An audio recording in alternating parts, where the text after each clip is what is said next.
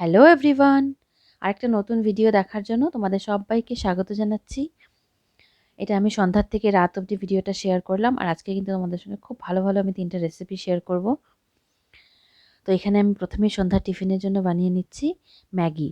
তো এটা সবজি দেওয়া ম্যাগি আমি বানাবো, খুবই সহজ উপায়ে, কোনো তেল আমি এতে ব্যবহার করব না। তো প্রথমেই আমি গ্যাসটা জ্বালিয়ে একটা সসপ্যান বসিয়ে এতে 2 কাপ মতো জল আমি গরম হতে দিলাম। জলটা আমি হাতের মেজারমেন্টে দিয়েছি, 2 কাপ আন্দাজ মতো জল দিয়েছি। জলটা যখন গরম হয়ে উঠবে এবার এতে আমি অ্যাড করে দেবো একদম মিহি করে কুচানো পেঁয়াজ। একটা পেঁয়াজ আমি কুচিয়ে রেখেছিলাম। এবার এতে আমি দিয়ে দেবো ছোটো ছোটো কুচি করে কাটা বিট আর গাজর। এটা একদমই মিহি করে কুচানো, তো সেই দিন আমি ফ্রাইড রাইস করেছিলাম, তো সেখান থেকে একটু থেকে গেছিলো, সেটাই আমি এতে অ্যাড করে দিলাম। এবার আমি এতে দিয়ে দেবো 2 প্যাকেট ম্যাগি আমি তৈরি করব, এজন্য আমি 2 প্যাকেট যে ম্যাগির মশলা থাকে সেই প্যাকেটগুলো আমি এতে দিয়ে দিচ্ছি। এবার এটাকে মিশিয়ে নিয়ে আমি এটা ফুটতে দেবো। 5 মিনিটের জন্য আমি এটাকে ফুটিয়ে নেব, যাতে সবজিগুলো ভালোভাবে সেদ্ধ হয়ে যায়। আর এই সময় এতে আমি দিয়ে দেবো 1/4 টিস্পুন নুন। দেখো সবজিগুলো আমি 5 মিনিট ফুটিয়ে নিয়েছি, মোটামুটি সেদ্ধ হয়ে গেছে, কারণ সবজিগুলো খুব ছোটো ছোটো করে কাটা ছিল। এবার এতে আমি দিয়ে দিচ্ছি 2 প্যাকেট ম্যাগি। এবার এই ম্যাগি দিয়ে ভালো করে মিশিয়ে 3 মিনিট মতো সেদ্ধ করে নিলে কিন্তু আমাদের সবজিওয়ালা মশালা ম্যাগি একদম রেডি হয়ে যাবে। সহজ না? তোমাদের কিন্তু বাচ্চাদের এটা দিতে পারো, বাচ্চারা ম্যাগি খেতে এমনি ভালোবাসে, কিন্তু সবজি খেতে চায় না। আমার ছেলে তো তাই, এই জন্য আমি ওকে এরকমভাবে বানিয়ে দিই, তার সঙ্গেও সবজিটাও খেয়ে নেয়। এবার হয়ে গেছে, এবার আমি সামান্য ধনেপাতা কুচি ছড়িয়ে দিচ্ছি। কাঁচা লঙ্কা চাইলে তোমরা দিতে পারো, আমি দিলাম না। আমি শুধু আমার প্লেটের উপরেই কাঁচা লঙ্কা দেবো, কারণ আমার অভ্র কাঁচা লঙ্কা খেতে ভালোবাসে না, ও পছন্দ করে না ঝাল খেতে। এই দেখো, এবার আমি এটা সার্ভ করে নিচ্ছি আমাদের 3 জনের জন্যই।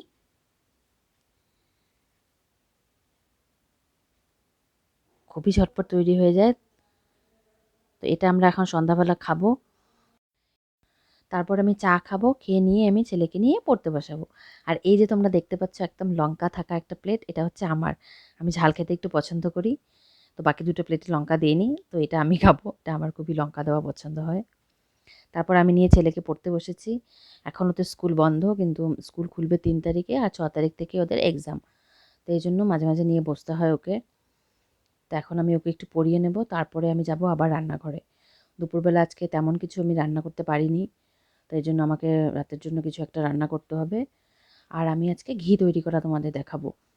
আমি দুধের সর জমিয়ে রেখেছি, প্রায় 1 মাস হয়ে গেছে। তো 1 মাস থেকে জমছে। এই দেখো কতগুলো সর, 1 ডাব্বা হয়ে গেছে। প্রায় 1 কেজি মতো তো সর হবেই বোধহয় এখানে। তো এটাকে জমতে জমতে এতগুলো হয়েছে, তো এটা দিয়ে আমি আজকে ঘি তৈরি করব।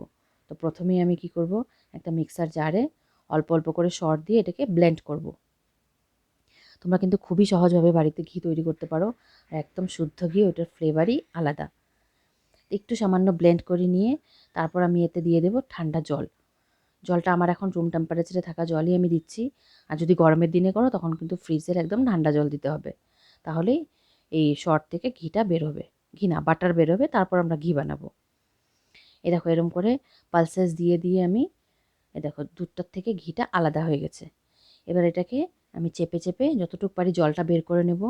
জলটা যদি বেশি থাকে তাহলে ঘিটা কিন্তু আমাদের রান্না হতে বেশি সময় লাগবে। তো এভাবে যতটা পারা যায় জলটাকে আমি চেপে চেপে বের করে নিয়ে শুধু বাটারটাকে আলাদা করে নেব। দেখো কত সুন্দর বাটার হয়েছে না দেখতে।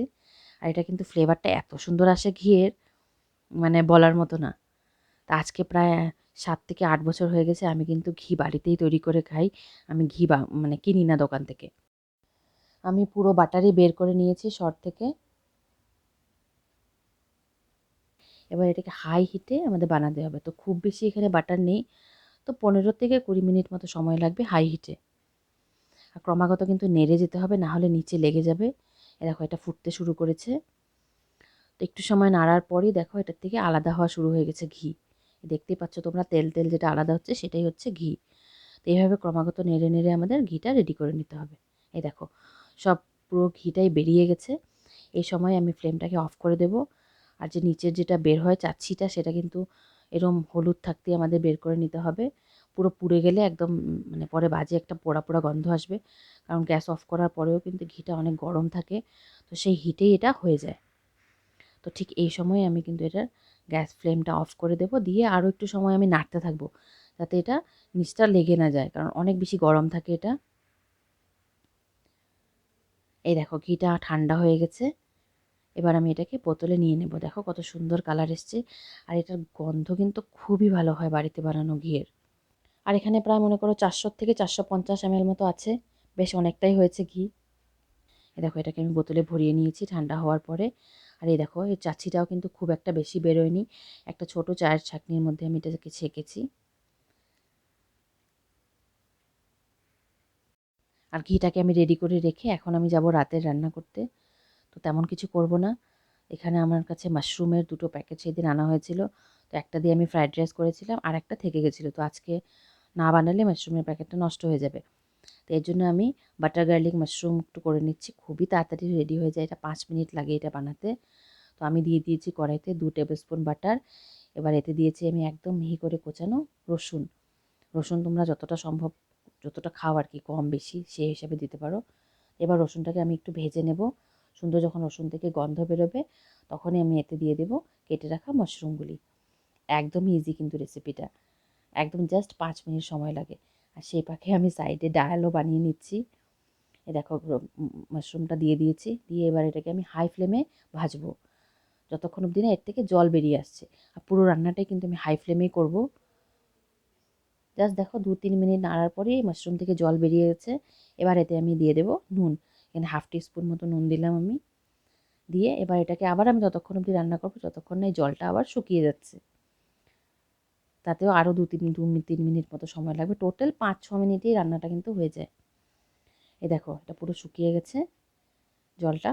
এবার এতে আমি দিয়ে দেবো, আমার কাছে একটু ধনেপাতা কুচি করা ছিল, তখন যে আমি ম্যাগি বানিয়েছিলাম তার সেই সময় কাটা একটু ধনেপাতা ছিল। তো সেটা আমি এতে দিয়ে দিলাম।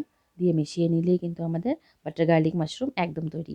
আর আমার ছেলের ফেভারিট হলো এই মাশরুম, তো ও খুব ভালোবাসে এটা খেতে। তো এটা হয়ে গেল আমাদের বাটার গার্লিক মাশরুম। আর দুপুরবেলা আমি করেছিলাম চাল পটল, সেটাও একটুখানি আছে। আর আমি এখন করেছি ডাল সঙ্গে ভাত। তো এই আমাদের আজকের ডিনার। আশা করছি ভিডিওটা তোমাদের ভালো লেগেছে। ভালো লাগলে একটা লাইক করো, শেয়ার করো তোমার ফ্রেন্ডস আর ফ্যামিলিতে। আর যারা আমার চ্যানেলে নতুন এসছো চ্যানেলটিকে অবশ্যই সাবস্ক্রাইব করো। ফিরে আসছি নতুন কোনো ভিডিও নিয়ে। তোমরা সুস্থ থেকো, ভালো থেকো। Bye bye.